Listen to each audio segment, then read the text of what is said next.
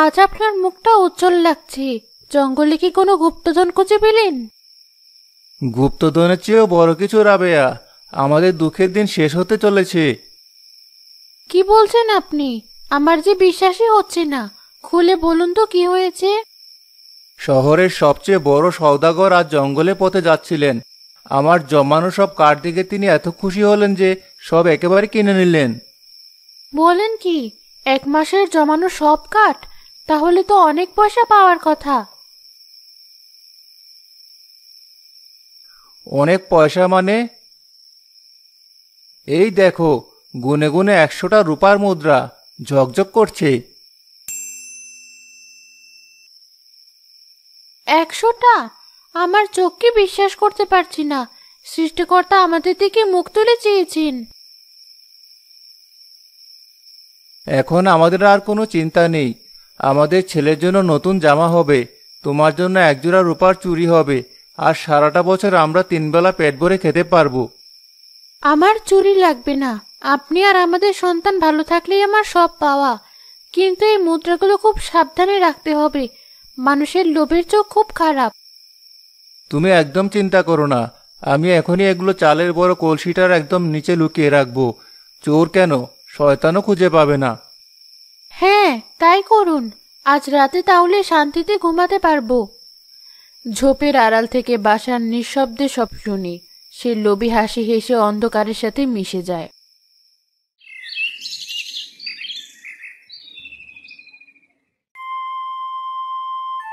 সর্বনাশ, আমার সর্বনাশ হয়ে গেছে। আমাকে বাঁচাও সবাই, আমার সব কেড়ে নিয়েছে। কি হয়েছে বাসার বই? এমন করে চিল্লাচ্ছ কেন? কোনো খারাপ খবর? আরে ভাই, খবরের চেয়েও খারাপ। আমার সারা জীবনের সঞ্চয়, আমার কোমরে রাখা টাকার থলেটা কেউ চুরি করে নিয়েছে। বলো কি, কত টাকা ছিল তাতে? 100টা রূপার মুদ্রা। আমার অসুস্থ বিছানায় পড়া মায়ের জন্য ওষুধ কিনতে শহরে যাচ্ছিলাম। এখন আমি আমার মায়ের মুখ দেখাবো কি করে? হায় সৃষ্টিকর্তা, আমি এখন কি করব? বাসার কান্নার অভিনয় করতে করতে ভিড়ের মধ্যে ঘুরতে থাকে এবং হঠাৎ করে কামালের দিকে আঙুল তোলে। ওই তো, ওই যে সে, আমার টাকার থলে ওর কোমরে। আমি স্পষ্ট দেখতে পাচ্ছি ওই লোকটাই আমার থলে চোর। কি যা তা বলছেন আপনি? মাথা খারাপ হয়ে গেছে নাকি? এটা আমার টাকা, আমি গতকাল আমার কাঠ বিক্রি করে পেয়েছি। মিথ্যে কথা! কি সুন্দর নির্লজ্জের মতো মিথ্যে বলছে। গরিবের বান করে মানুষের টাকা চুরি করতে তো লজ্জা করে না? মুখ সামলে কথা বলুন, আমি জীবনেও কারো 1 পয়সার দিকে তাকাইনি। দাঁড়াও দাঁড়াও, কামাল ভাই তো এমন মানুষ নন। আমরা তাকে জন্ম থেকে চিনি। সে খুব সৎ আর পরিশ্রমী। হ্যাঁ, আমি কামালকে চিনি। সে চুরি করতে পারে এটা আমার বিশ্বাস হয় না। পাশার, তোমার কোথাও ভুল হচ্ছে না তো? বল, আমার ভুল হচ্ছে? আপনাদের মতো মানুষের জন্য এই চোরেরা সাহস পায়। সৎ মানুষের মুখোশের আড়ালে কত বড় শয়তান লুকিয়ে থাকে তা আপনারা জানেন না। আমার কাছে প্রমাণ আছে। কি প্রমাণ আছে তোমার? এটা আমার পরিশ্রমের টাকা, আমি প্রয়োজনে কসম কাটতে রাজি আছি। কসমের দিন শেষ। প্রমাণ চাও? বেশ, যদি এটা তোমার থলে হয় তাহলে বলো তো, থলের ভিতরে কি বিশেষ চিহ্ন আছে? চিহ্ন? কিসের চিহ্ন? এটা তো একটা সাধারণ কাপড়ের থলে, আমি তো কোনো চিহ্ন দেখিনি। দেখলে, সবাই শুনলে তো? ও জানে না, কারণ ওটা ওর থলে নয়। আমার থলের মুখের ভিতরের দিকে কোনায় সেলাইয়ের সাথে সবুজ রঙের সুতো দিয়ে আমার দাদি একটা ছোট্ট ফুল বানিয়ে দিয়েছিলেন। দেখি তো থলেটা। কামাল ভাই, একটু দেখান, সত্যমিত যাচাই হয়ে যাক। কামাল দ্বিধাগ্রস্ত ভাবে থলেটা এগিয়ে দেয়। গ্রামবাসী থলের মুখ খুলে ভেতরে ভালো করে দেখে। আরে, এ তো অবিশ্বাস্য। এখানে তো সত্যি একটা সবুজ সুতোর ছোট্ট ফুল রয়েছে, একদম স্পষ্ট।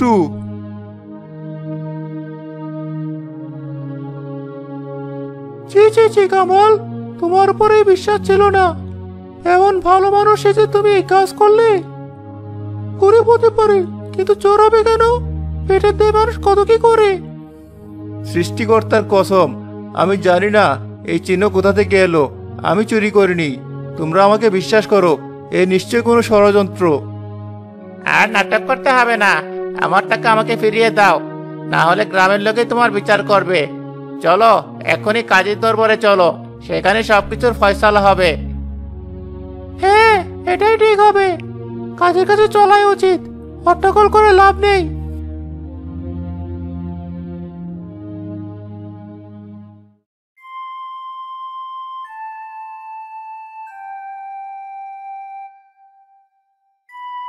আমি বাজারে সব হট্টগোলের খবর পেয়েছি। এবার কোনো হইচই ছাড়া শান্তভাবে ঘটনাটা খুলে বলো। প্রথমে অভিযোগকারী বাশার, তুমি তোমার বক্তব্য পেশ করো।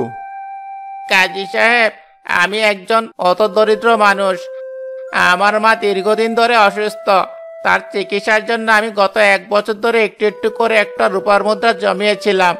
আর সেই মুদ্রাগুলো নিয়ে আমি শহরের দিকে রওনা দিয়েছিলাম, কিন্তু বাজারের ভিড়ে এই লোক কামাল আমার কোমরের তলেটা সৌকৌশলে কেটে নেয়। আমি টের পাওয়ার সাথে সাথে চিৎকার করি এবং ওকে হাতে নাতে ধরে ফেলি। তুমি কিভাবে নিশ্চিত হলে যে ওই থলেটি তোমারই? কাজী সাহেব, আমার দাদি ওই থলের ভেতরে সবুজ সুতো দিয়ে ছোট্ট একটা ফল সেলাই করে দিয়েছিলেন। ওটা আমাদের পরিবারের জন্য সৌভাগ্যের চিহ্ন। আমি যখন এই কামালকে জিজ্ঞেস করি, ও কোনো চিহ্নের কথা বলতে পারেনি, কিন্তু গ্রামের মানুষের সামনে যখন থলেটি পরীক্ষা করা হয় তখন সেই ফুল পাওয়া যায়। এটাই আমার সবচেয়ে বড় প্রমাণ। এই লোক একজন পাকা চোর। আমি ওর কঠিন থেকে কঠিনতম শাস্তি চাই। কামাল, তোমার বিরুদ্ধে গুরুতর অভিযোগ, তোমার কিছু বলার আছে? হুজুর, আমি আমার বাবার কসম খেয়ে বলছি, আমি চুরি করিনি। আমি একজন সাধারণ কাঠুরে। জঙ্গলে কাঠ কেটে সৎপথে আমার সংসার চলে। গতকালই আমি শহরে এক বড় সওদাগরের কাছ থেকে আমার সারা মাসের জমানো কাঠ বিক্রি করে এই 100টা মুদ্রা পেয়েছি। মুদ্রাগুলো পাওয়ার পর আমি সোজা বাড়ি চলে যাই। থলের ভেতরে এই সবুজ ফুলের চিহ্ন কিভাবে এলো তা আমার জানা নেই। এই লোকটা নির্লজ্জভাবে আমাকে ফাঁসাচ্ছে, আমার সম্মান ধুলোয় মিশিয়ে দিচ্ছে। বাশর, তুমি বললে এই মুদ্রাগুলো তুমি প্রায় 1 বছর ধরে জমিয়েছো। কোথায় জমিয়েছিলে? আমার ঘরে একটা ছোট মাটির ব্যাংকে ছিল কাজী সাহেব, তার মধ্যেই জমাতাম। আজই প্রথম ওষুধ কেনার জন্য ব্যাংকটা ভেঙে সব মুদ্রা এই থলেতে ভরেছিলাম। আর কামাল, তুমি বলছো এই মুদ্রাগুলো তুমি গতকালই পেয়েছো? জি কাজী সাহেব, সওদাগর সাহেব একদম নতুন চকচকে মুদ্রা দিয়েছিলেন। তিনি আমার সামনেই 1 2 করে গুনে গুনে 100টা মুদ্রা আমার হাতে দেন। কাজী আসিফ চোখ বন্ধ করে কিছুক্ষণ গভীরভাবে চিন্তা করলেন। প্রমাণ আর সাক্ষী দুটোই কামালের বিরুদ্ধে, কিন্তু আমার মন কেন জানি না সায় দিচ্ছে না।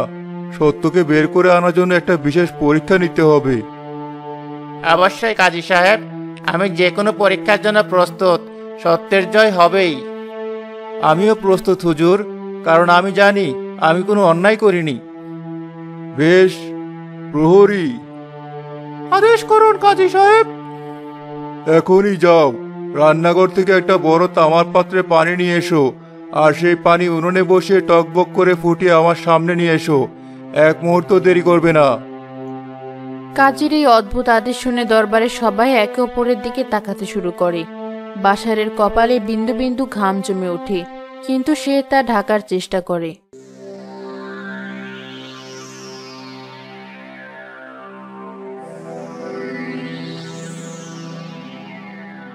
এই মুদ্রাগুলো হলো এই বিতর্কের মূল।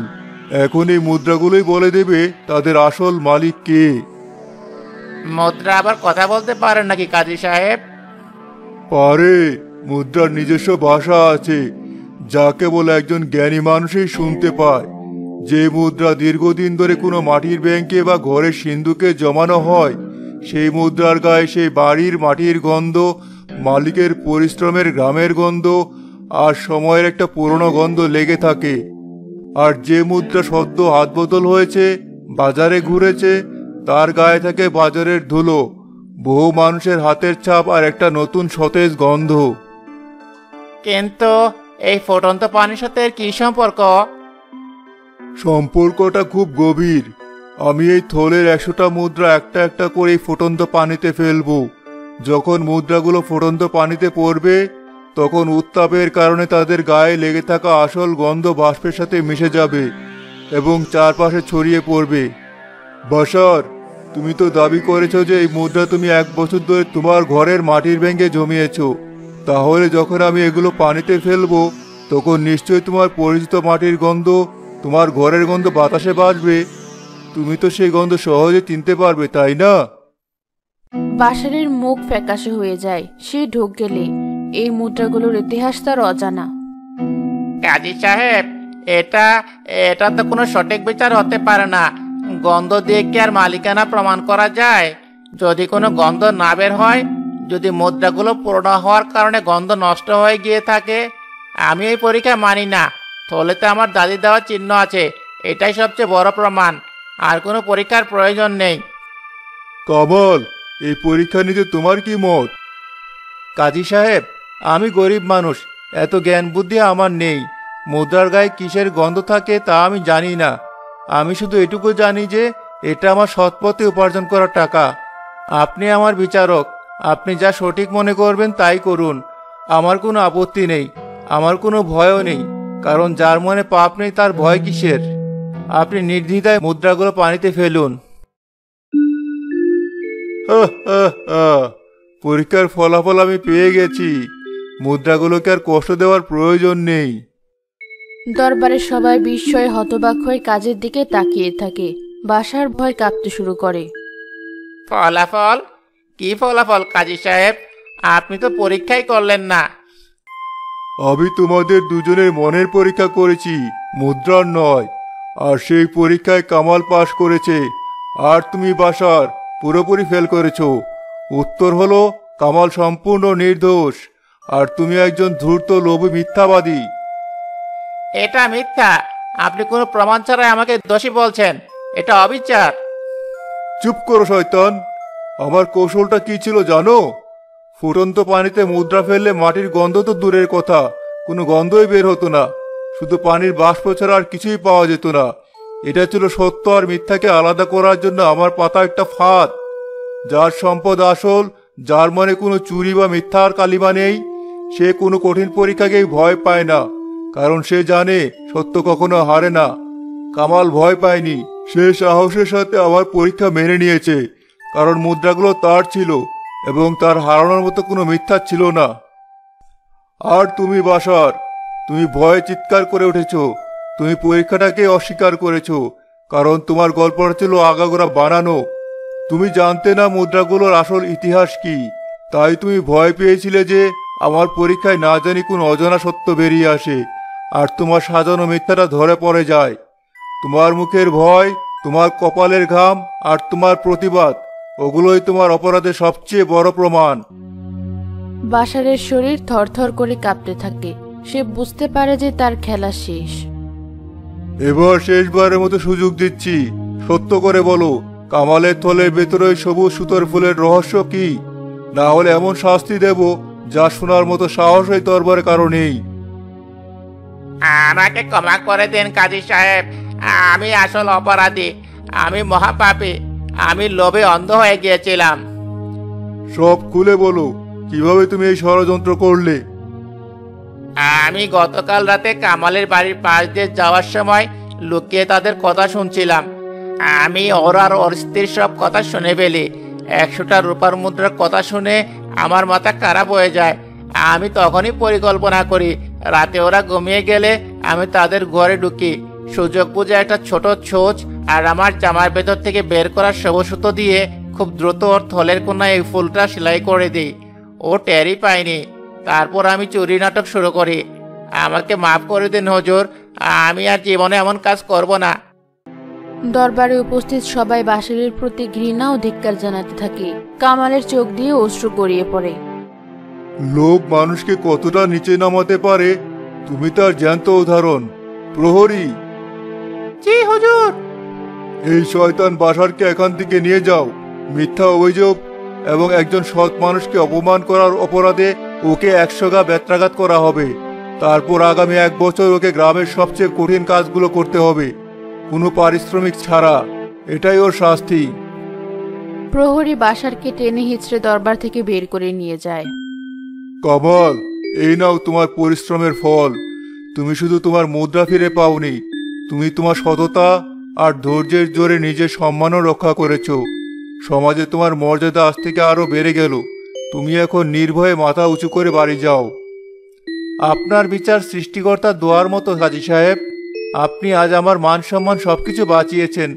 আমি আপনার এই ঋণ কোনোদিনও ভুলব না। কামাল কাজের দরবার থেকে গর্বিত পদক্ষেপে বেরিয়ে আসে। গ্রামের যে মানুষেরা তাকে কিছুক্ষণ আগে চোর বলে সন্দেহ করছিল, তারা সবাই এগিয়ে এসে তার কাছে ক্ষমা চায়।